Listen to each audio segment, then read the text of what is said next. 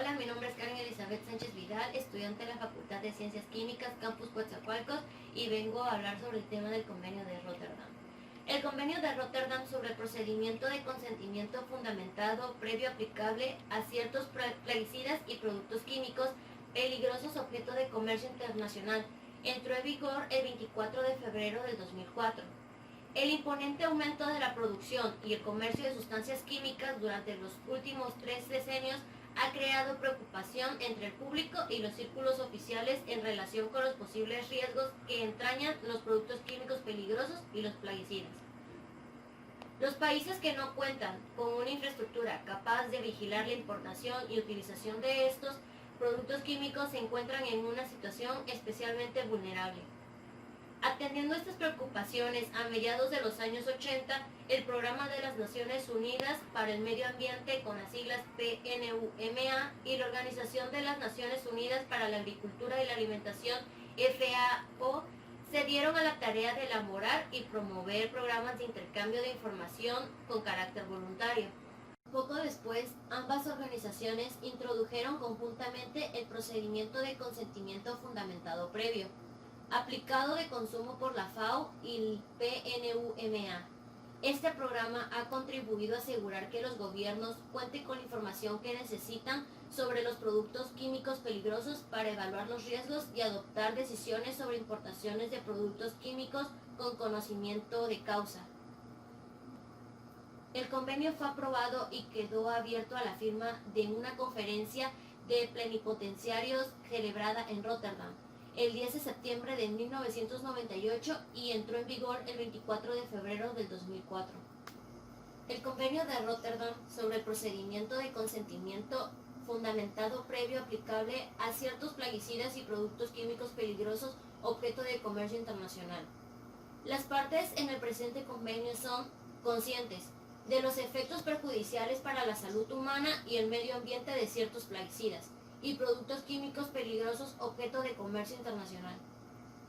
Recordando las disposiciones pertinentes de la Declaración de Ríos sobre el Medio Ambiente y el Desarrollo y el capítulo 19 del Programa 21 sobre gestión ecológicamente racional de los productos químicos tóxicos, incluida la prevención de tráfico internacional ilícito de productos tóxicos y peligrosos. Conscientes de la labor realizada por el Programa de las Naciones Unidas para el Medio Ambiente y la Organización de las Naciones Unidas para la Agricultura y la Alimentación con miras al funcionamiento del procedimiento de consentimiento fundamentado previo establecido en las directrices de Londres para el intercambio de la información acerca de los productos químicos objetos de comercio internacional, en su forma enmendada, en adelante denominadas Directrices de Londres en su forma enmendada y el Código Internacional de Conducta para la Distribución y Utilización de Plaguicidas, de la FAO, en adelante denominado Código Internacional de Conducta.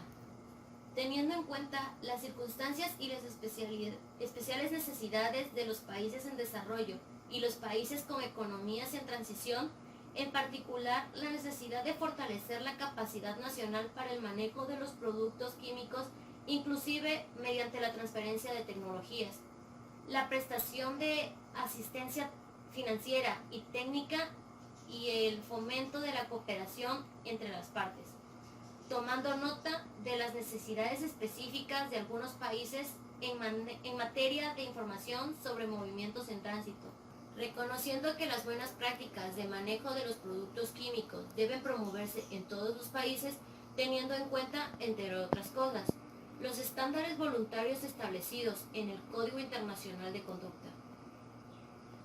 Deseosas de asegurarse de que los productos químicos peligrosos que se exporten de su territorio estén envasados y etiquetados de forma que proteja adecuadamente la salud humana y el medio ambiente, en consonancia con los principios establecidos en las directrices de Londres en su forma enmendada y el Código de Conducta Internacional de la FAO. Reconociendo que el comercio y las políticas ambientales deben apoyarse mutuamente con miras a lograr el desarrollo sostenible. Destacando que nada de lo dispuesto en el presente convenio debe interpretarse de forma que implique modificación alguna de los derechos y obligaciones de una parte en virtud de cualquier acuerdo internacional existente aplicable a los productos químicos, objeto de comercio internacional o a la protección del medio ambiente. En el entendimiento de lo que lo expuesto más arriba no tiene por objeto crear una jerarquía entre el presente convenio y otros acuerdos internacionales, resueltas a proteger la salud humana, incluida la salud de los consumidores y los trabajadores, y el medio ambiente frente a los posibles efectos perjudiciales de ciertos plaguicidas y productos químicos peligrosos, objeto de comercio internacional. Artículo 1. El objetivo del presente convenio es promover la responsabilidad compartida y los esfuerzos conjuntos de las partes en la esfera del comercio internacional de ciertos productos químicos peligrosos a fin de proteger la salud humana y el medio ambiente frente a posibles daños y contribuir a su utilización ambientalmente racional, facilitando el intercambio de información acerca de sus características, estableciendo un proceso nacional de adopción de decisiones sobre su implementación y exportación y difundiendo estas decisiones a las partes. Artículo 2. Maneja definiciones a los efectos del presente convenio. A. Por producto químico se entiende toda sustancia sola o en forma de mezcla o preparación, ya sea fabricada u obtenida de la naturaleza, excluidos los organismos vivos.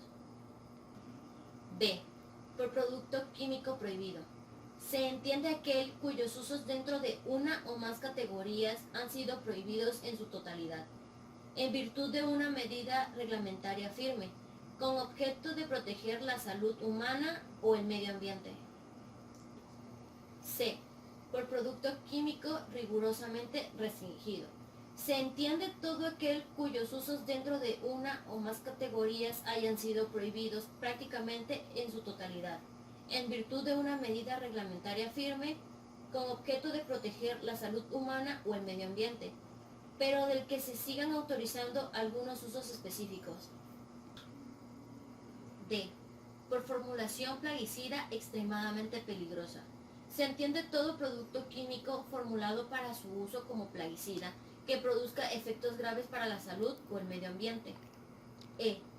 Por medida reglamentaria firme se entiende toda medida para prohibir o restringir rigurosamente un producto químico adopta por una parte que no se requiera de la adopción de ulteriores medidas reglamentarias. Artículo 3. Ámbito de aplicación del convenio. Número 1.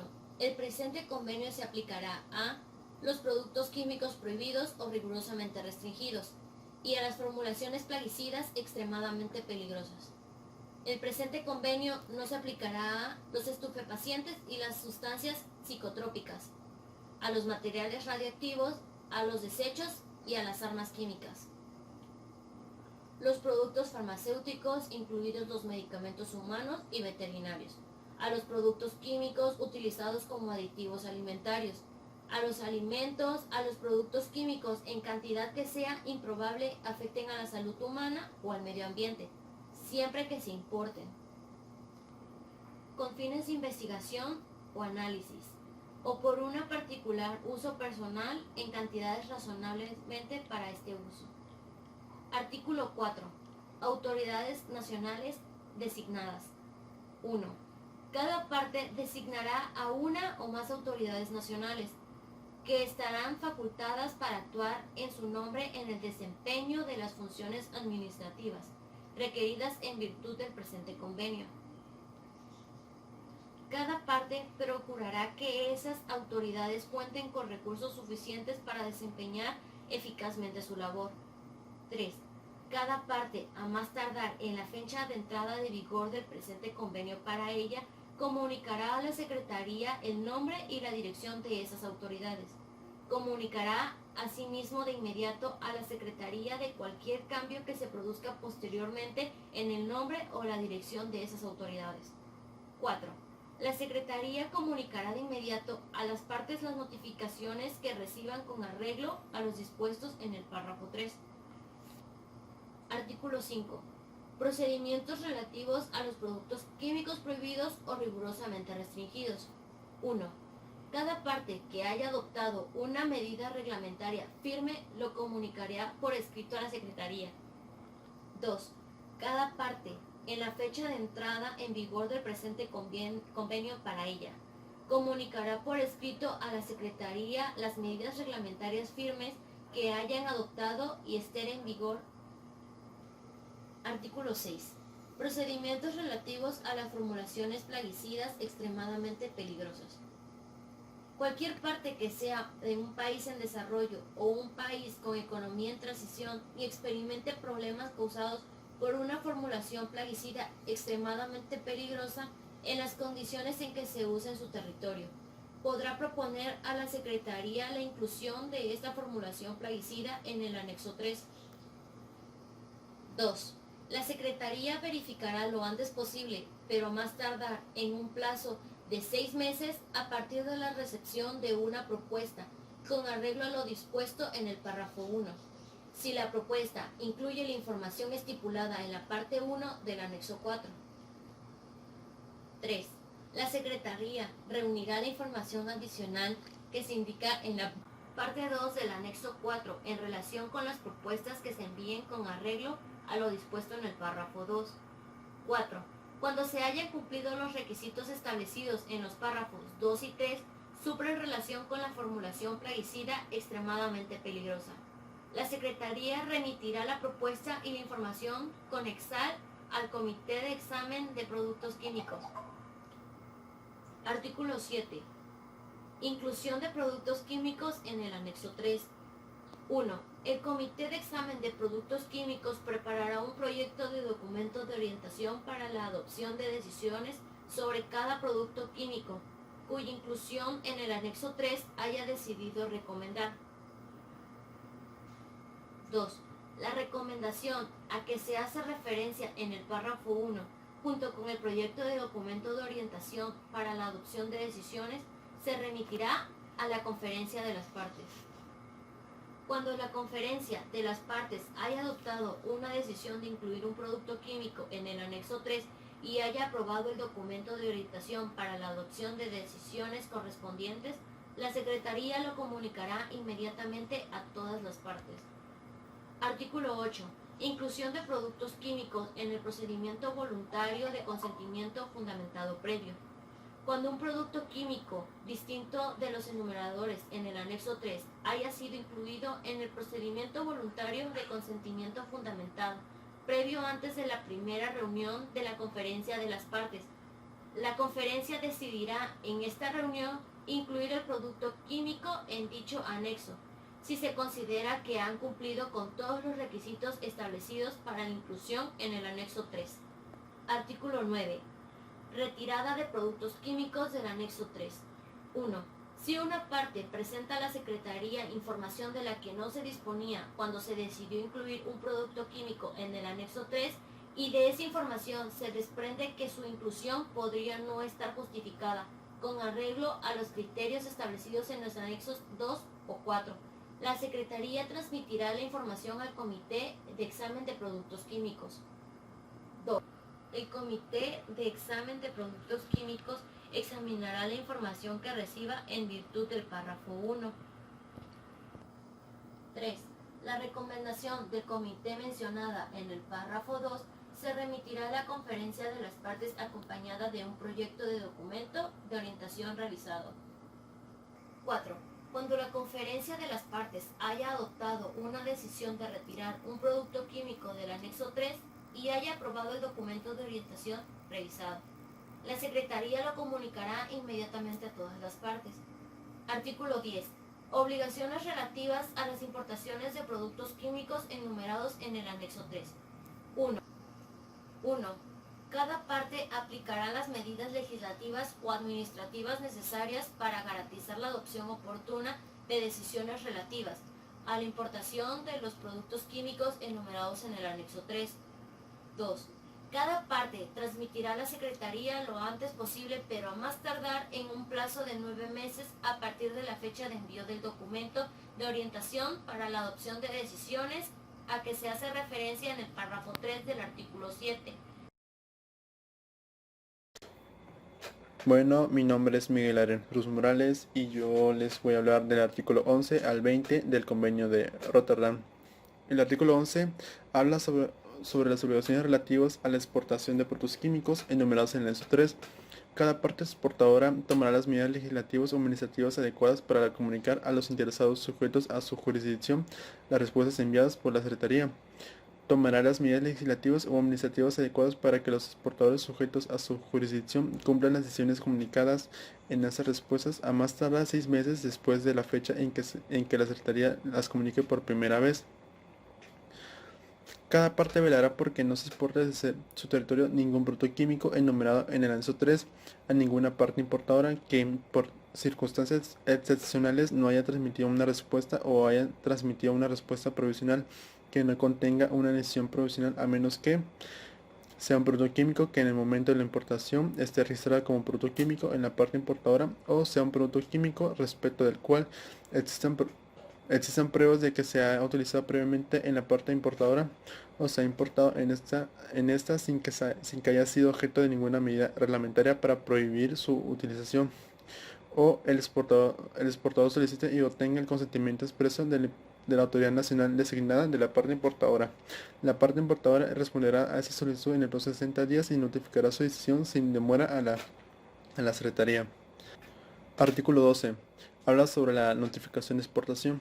Cuando un producto químico que haya sido prohibido o rigurosamente restringido por una parte se exporte desde su territorio, esa parte enviará una notificación de exportación a la parte importadora.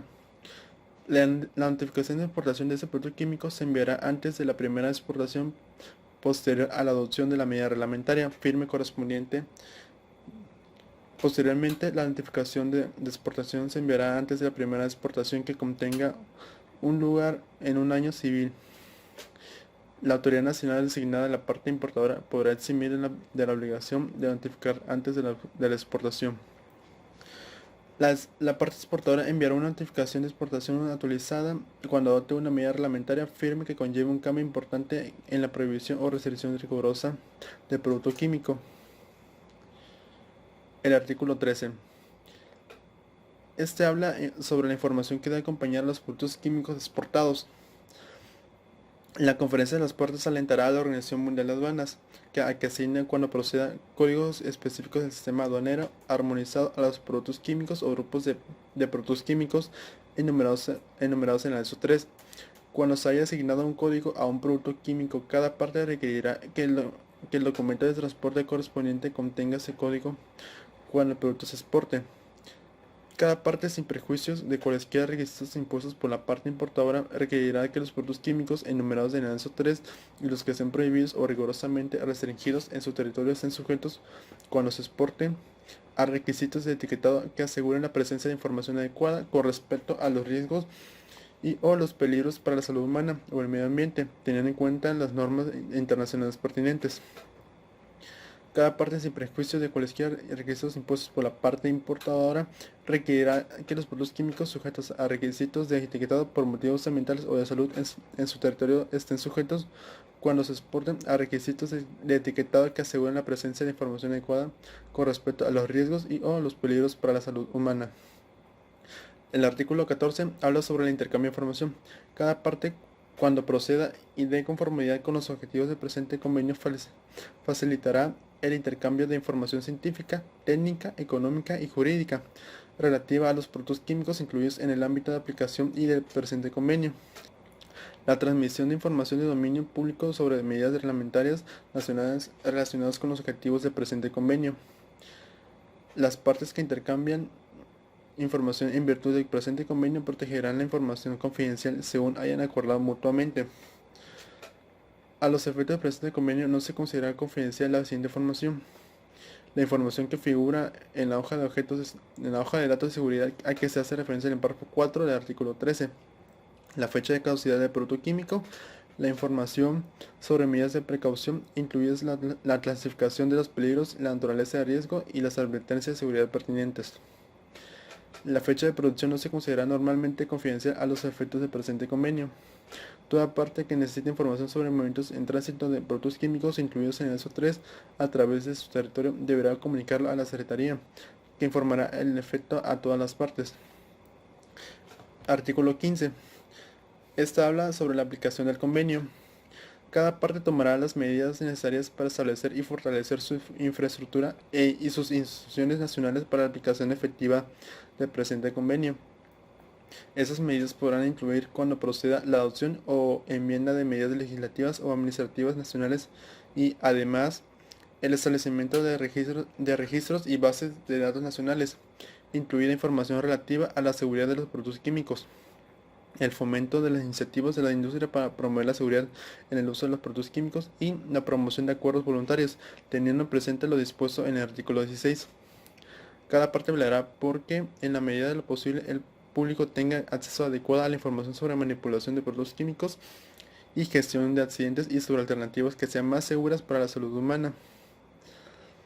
Las partes se acuerdan cooperar directamente o, si proceden, por conducto de las organizaciones internacionales competentes para la aplicación del presente convenio a nivel subregional, regional y mundial. Artículo 16. Habla sobre la asistencia técnica. Las partes tienen en cuenta especialmente las necesidades de los países en desarrollo y los países con economías en transición. Cooperará en la promoción de la asistencia técnica para el desarrollo de la infraestructura y la capacidad necesaria para el manejo de los productos químicos a efectos de la aplicación del presente convenio. Las partes que cuenten con programas avanzados de reglamentación de los productos químicos deberán brindar asistencia técnica, incluida la capacitación a otras partes que éstas desarrollen la infraestructura y la capacidad de manejo de los productos químicos a lo largo de su ciclo de vida. Artículo 17. Este habla sobre el incumplimiento. La conferencia de las partes desarrollará y aprobará lo antes posible procedimientos y mecanismos institucionales para determinar el incumplimiento de las disposiciones del presente convenio y las medidas que hayan de adoptarse con respecto a las partes que se encuentran en esa situación. Artículo 18. Conferencia de las partes. Queda establecida una conferencia de las partes.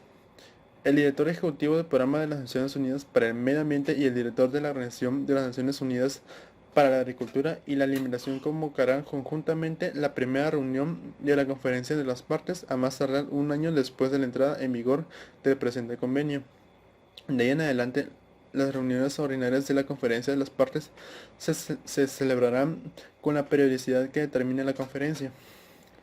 Las reuniones ordinarias de la Conferencia de las Partes se celebrarán cuando ésta lo estime necesario o cuando cualquiera de las partes lo solicite por escrito. La Conferencia de las Partes, en su primera reunión, acordará y aprobará por consenso un reglamento interno y un reglamento financiero para sí y para los órganos subsidiarios que establezca, así como las disposiciones financieras para regular el funcionamiento de la Secretaría. La Conferencia de las Partes mantendrá en examen y evaluación permanentes la aplicación del presente convenio. La Conferencia de las Partes desempeñará las funciones que le asignen en el convenio y, con este fin, establecerá los órganos subsidiarios que consideren necesarios para la aplicación del convenio. Cooperará en su caso con las organizaciones internacionales e intergubernamentales y los órganos no gubernamentales competentes y tomará las medidas adicionales que sean necesarias para alcanzar los objetivos del convenio.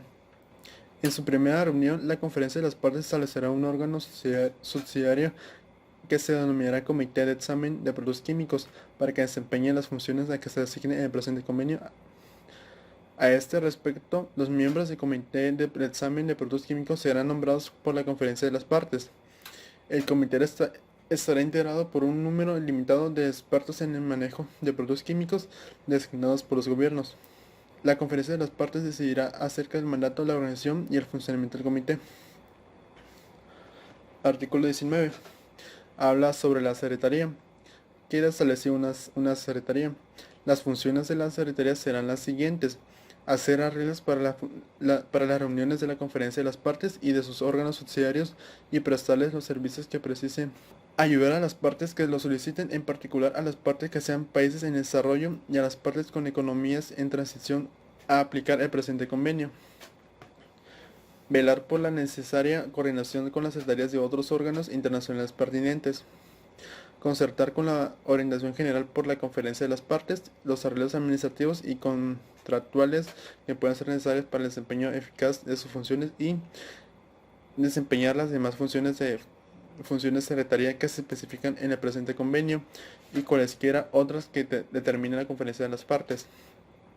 Desempeñarán conjuntamente las funciones de secretaría del presente convenio el director ejecutivo del Programa de las Naciones Unidas para el Medio Ambiente y el director general de la Organización de las Naciones Unidas para la Agricultura y la Alimentación, con sujeción a los arreglos que ocurren entre ellos y sean aprobados por la conferencia de las partes. Artículo 20. Habla sobre la solución de controversias. Las partes resolverán toda controversia sobre la interpretación o la aplicación del convenio mediante negociación o cualquier otro medio pacífico de su elección. Al ratificar, aceptar o aprobar el presente convenio o adherirse a él, o en cualquier momento posterior, toda parte que no sea una organización de integración económica regional podrá declarar en un instrumento estricto presentado al depositario que, en lo que respecta a cualquier controversia sobre la interpretación o la aplicación del convenio, reconoce como obligatorios en relación con cualquier parte que acepte la misma obligación uno o los dos siguientes medios para la solución de controversias. El arbitraje de conformidad con los procedimientos que la conferencia de las partes adoptará en un anexo lo antes posible y la presentación de la controversia de la Corte Internacional de Justicia. Una parte que sea una organización de integración económica regional podrá hacer una declaración de efecto análogo en relación con el arbitraje con arreglo al procedimiento que hace referencia en el inciso A del párrafo 2 del presente artículo. Las declaraciones que se formulen de conformidad con el párrafo 2 del presente artículo seguirán en vigor hasta el momento en que ellos figure para su expiración o hasta 3 meses después de la fecha en que se haya entregado al depositario una notificación estricta de su revocación. La expiración de una declaración, una notificación de revocación o una nueva declaración no afectará en modo alguno a los procedimientos pendientes ante un tribunal de arbitraje o a la Corte Internacional de Justicia, a menos que las partes de la controversia acuerden otra cosa. Bueno, mi nombre es Yael Valera y voy a hablar del artículo 21 al artículo 30. El artículo 21 nos habla sobre las enmiendas que se le pueden realizar al convenio. Una enmienda es como un cambio. En este artículo nos menciona que cualquiera de las partes que estén involucradas en este convenio podrá proponer enmiendas. Estas se van a aprobar en una reunión de la conferencia de todas las partes que estén unidas en el convenio. Nos propone que va a ser comunicado por la Secretaría al menos 6 meses antes de que ocurra una reunión para que se pueda aprobar. Las partes del convenio pueden hacer todo lo posible para llegar a un acuerdo sobre un consenso y pues una vez que estén agotados todos los esfuerzos para lograr un consenso sin que haya llegado a un acuerdo, la enmienda se tiene que aprobar. Como último recurso, también los 3/4 de las partes presentes y de los votantes pueden hacer que pueda llegarse a presentar la enmienda. También hay una parte que se llama el depositario, que él es el que va a comunicar a la enmienda para que se pueda hacer una aceptación o una aprobación de la enmienda. El artículo 22 nos habla sobre la aprobación y enmienda de los anexos. Los anexos de este convenio van a formar parte del mismo y a menos que se disponga de otra cosa, toda referencia que esté en el convenio va a constituir cada uno de los anexos.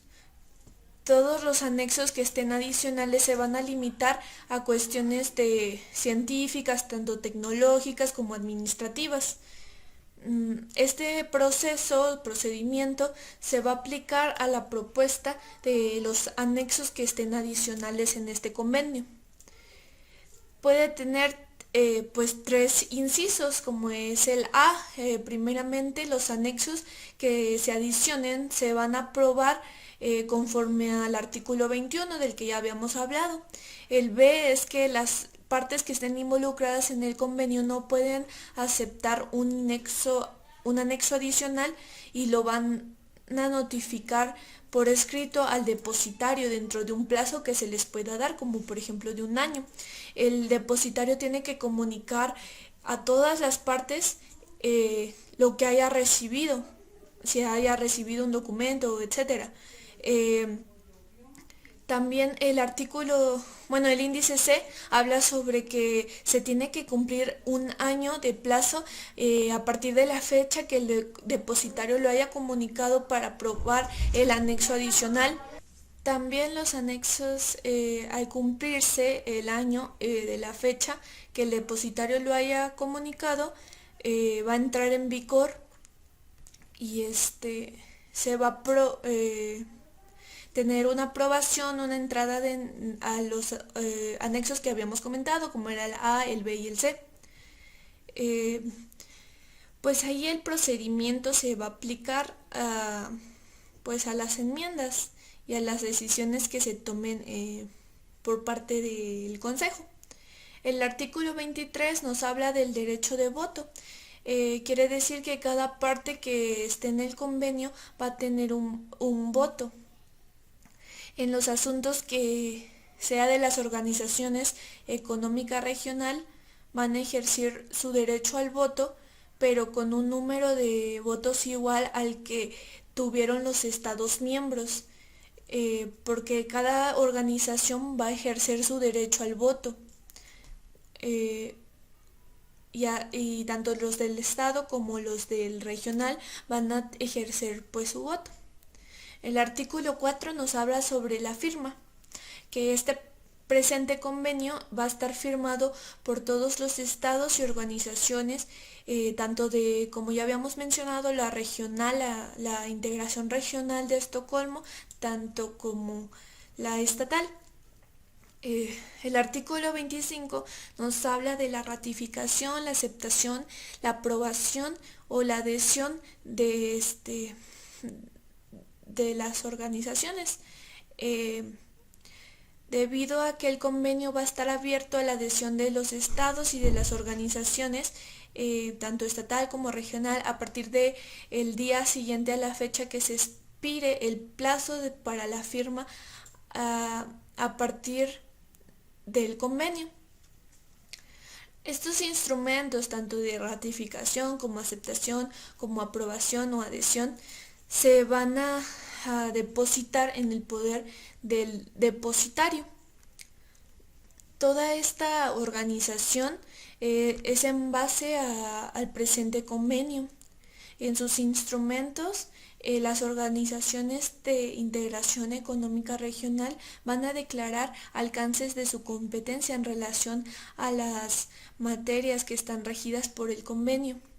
Estas organizaciones también pueden informar al depositario si quieren alguna modificación importante en su competencia y el depositario a su vez va a poder informar de esto a todas las partes. El artículo 26 nos habla sobre cuando se entra en vigor. En este convenio pues va a entrar en vigor al 90º día contando a partir de la fecha en que se haya en el que haya sido depositado el 50º instrumento de ratificación.